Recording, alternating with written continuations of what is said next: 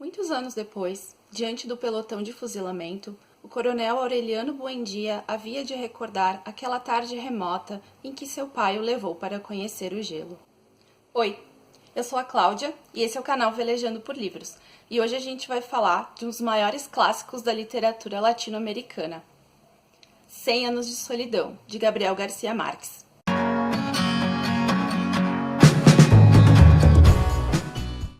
Gabriel García Márquez, ou Gabo, como ele é conhecido na Colômbia, o seu país de origem, trabalhou por 2 anos nesse livro, que foi lançado em 1967. As primeiras tiragens dele se esgotaram em questão de dias. Isso contribuiu para elevar o Gabriel García Márquez ao patamar de um dos maiores escritores da literatura que ele tem hoje em dia. Ele, inclusive, ganhou o Prêmio Nobel da Literatura em 1982. 100 Anos de Solidão narra os acontecimentos de 7 gerações de uma mesma família, os Buendia. Os Buendia vivem em um povoado fictício chamado Macondo, que pode se passar em qualquer lugar da América Latina, pelas descrições. A gente deduz que seja na Colômbia, mas não quer dizer que seja. Entre os fundadores de Macondo estavam José Arcádio Buendia e sua esposa, que também é sua prima, Úrsula Iguarã. Esse patriarca e essa matriarca da família são os Buendia da primeira geração que a gente vai conhecer aqui na história. Eles tiveram 3 filhos biológicos, José Arcádio, Aureliano, que depois vai ser conhecido como Coronel Aureliano Buendia em sua vida adulta, a Amaranta, além de uma filha adotiva, a Rebeca.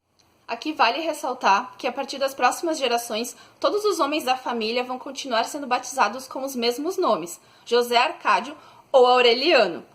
Isso serve para mostrar a ciclicidade da história, porque as histórias sempre acabam se repetindo, as mesmas tragédias, as mesmas paixões. Inclusive, todo Buendia que sai de Macondo acaba retornando para lá antes de sua morte. Em um dado momento, inclusive, a gente conhece 17 Aurelianos que aparecem ao mesmo tempo, todos filhos bastardos do coronel Aureliano Buendia.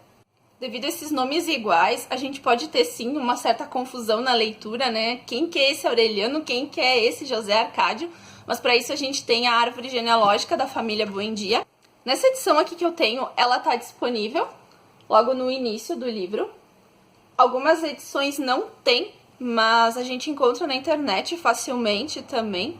E uma coisa que ajuda a gente a se situar são os nomes das mulheres, porque ao contrário dos homens, elas não têm nomes todos iguais. Tanto as mulheres nascidas na família, quanto as que foram incorporadas na história, que se envolveram com algum Buendia em algum momento, elas têm nomes marcantes, como Úrsula, já citada, Amaranta, também já citada, Santa Sofia de la Piedad, Fernanda del Carpio, Pilar Ternera.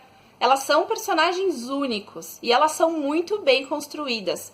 Inclusive, a gente precisa exaltar a Úrsula aqui, a grande matriarca da família, porque a Úrsula foi a pessoa que viveu bem mais de 100 anos de solidão. Ela sobrevive a muitas gerações de netos, bisnetos, tataranetos, e ela acaba morrendo com 140 anos, se eu me lembro bem. Então, da solidão, ela fica muito evidente porque, apesar deles serem muitos, ser uma família numerosa, todos os personagens são muito solitários, a gente sente essa solidão. Cada um deles está envolvido com os seus pensamentos, as suas aflições, as suas angústias e suas atividades. Então eles não têm muito tempo e eles não se importam muito uns com os outros. Então cada um fica isolado na sua solidão. A leitura, ela causa muitas emoções. A gente sente raiva, a gente sente angústia, a gente sente alegria, a gente sente tudo o que os personagens estão vivendo.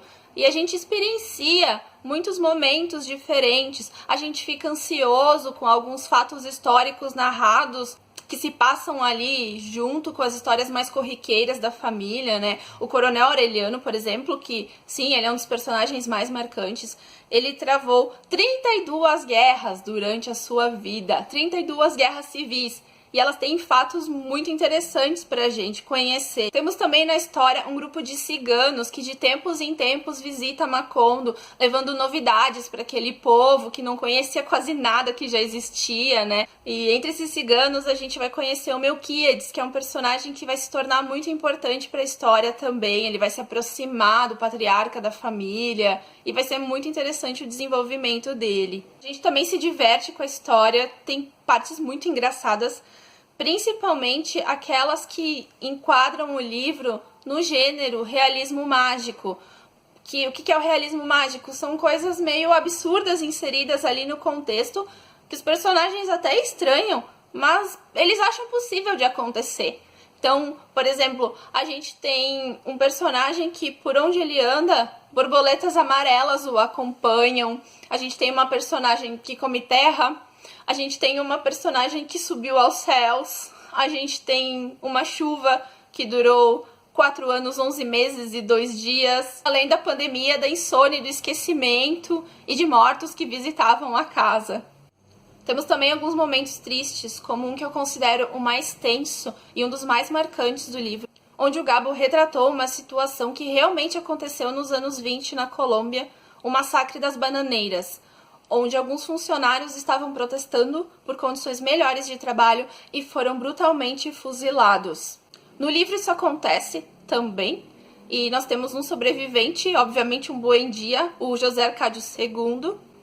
O Gabo trouxe isso para o livro como uma forma de protesto, uma denúncia, até porque ninguém sabe ao certo quantos morreram no massacre verdadeiro.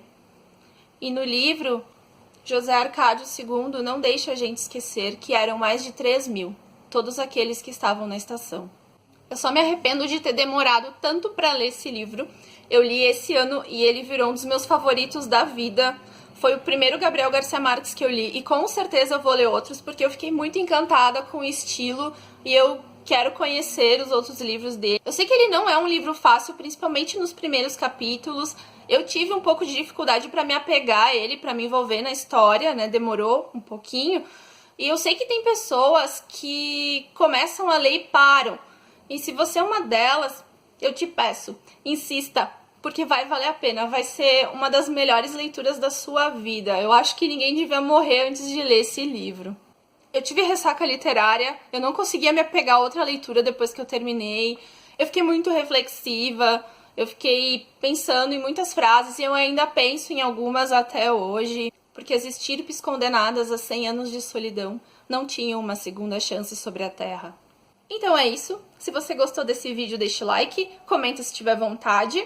E me siga no Instagram, @velejandoporlivros, porque lá eu posto bastante coisa, bastante conteúdo literário, fotinhos bonitas, resenhas escritas, e tem eu passando vergonha nos stories de vez em quando também. Obrigado por assistirem até aqui, até semana que vem e tchau!